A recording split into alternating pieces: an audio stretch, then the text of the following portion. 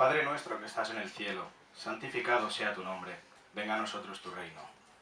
Pamplinas, así crecemos, borregos de falsas doctrinas, de dioses que no vemos, pero el mundo ha cambiado, evolucionado, ¿qué va?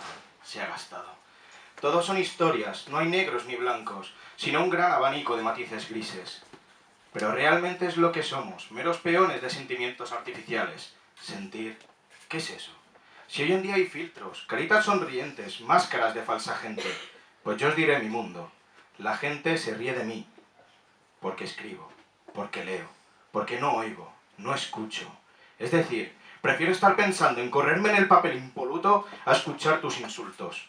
Prefiero estar cabizbajo, creando, que no como niños, rezando de rodillas. Ironía. Prefiero levantar la vista y usar el cielo de lienzo y mis lágrimas, aquellas que forjaron al hombre, que hoy soy, lleno de cicatrices, lleno de lo sientos, de perdones. A ese hombre que ahora cada mañana se mira al espejo y recuerda cómo fue y cómo es su vida. A sus hijas, a sus penas. Nada de recordar a mujeres.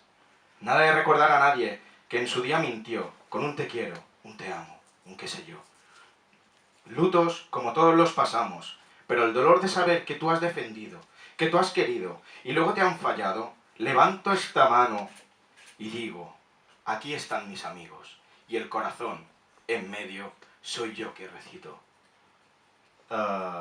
Ellos me escuchan, se ríen conmigo, no de mí.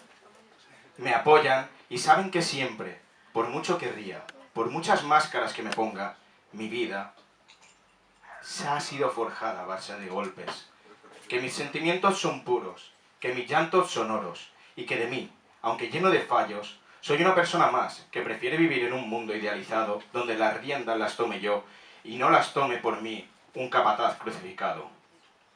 En mi mundo te regalo versos que acarician la piel, te regalo prosas que no solo imprimen el papel, te regalo sensaciones que algún día para mí fueron hiel.